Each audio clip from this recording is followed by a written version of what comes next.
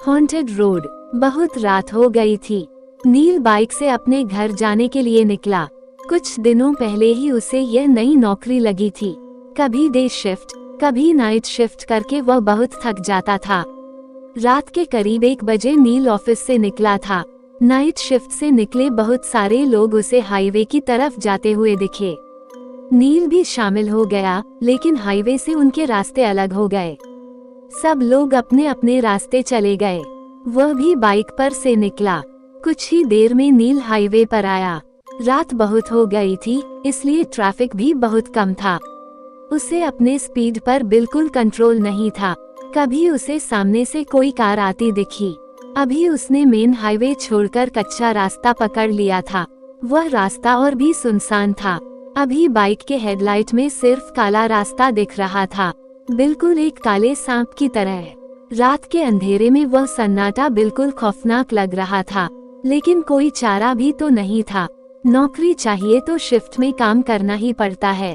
वह अपने ही धुन में गाड़ी चला रहा था।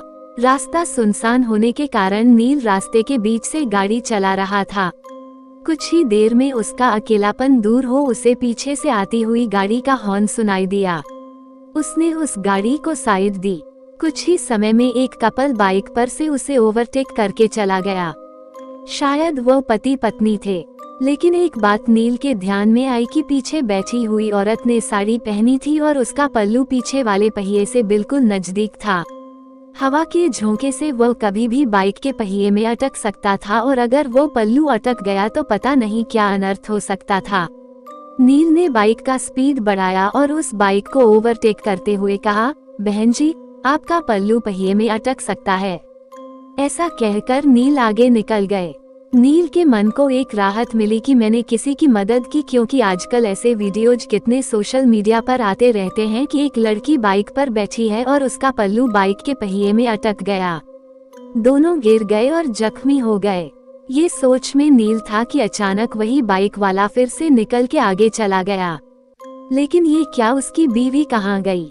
वो वहाँ नहीं थी। कहाँ गई होगी? नील ने गाड़ी का स्पीड बढ़ाया और उनसे पूछा, भाई साहब, आपके पीछे बैठी हुई आपकी पत्नी कहाँ गई?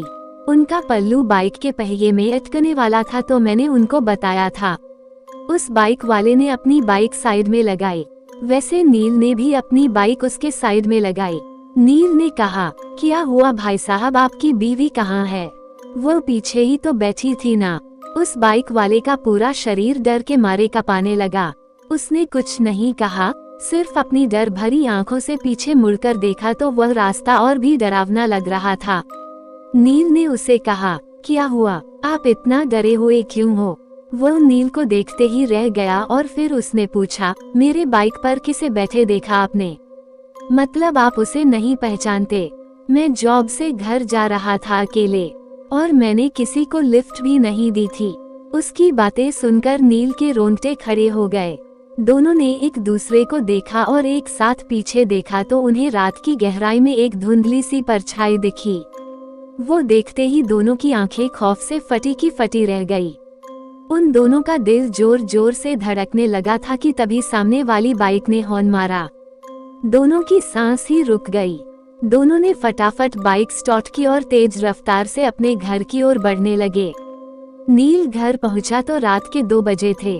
वो अपने बिस्तर पर लेटा, लेकिन उसे नींद नहीं आ रही थी।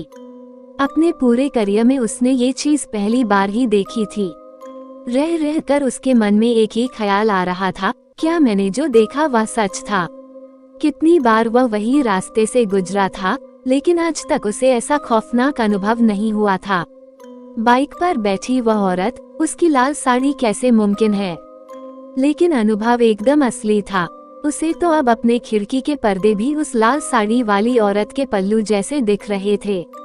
ऐसे लग रहा था कि बार बार कोई उसका नाम पुकार रहा है। उसे तो अब खिड़की की ओर देखने के लिए भी डर लग रहा था। जब भी वह पर्दा हिलता, बस उसे वही सब याद आता। वह उठा और उसने खिड़की बंद कर दी। जैसे ही वह मुड़ा, उस औरत ने नील के ऊपर छलांग लगाई। नील डर के मारे चिल्लाने लगा। देखा तो वो सपना था। नील ने सोचा, मैं कुछ ज्यादा ही सोच रहा हूँ, और सो गया। नील उस दिन काम पर भी नहीं गया, लेकिन ऐसा और कितने दिन तक करने वाला था। तीसरे दिन वह काम पर चला गया, लेकिन उसका ध्यान काम में नहीं था।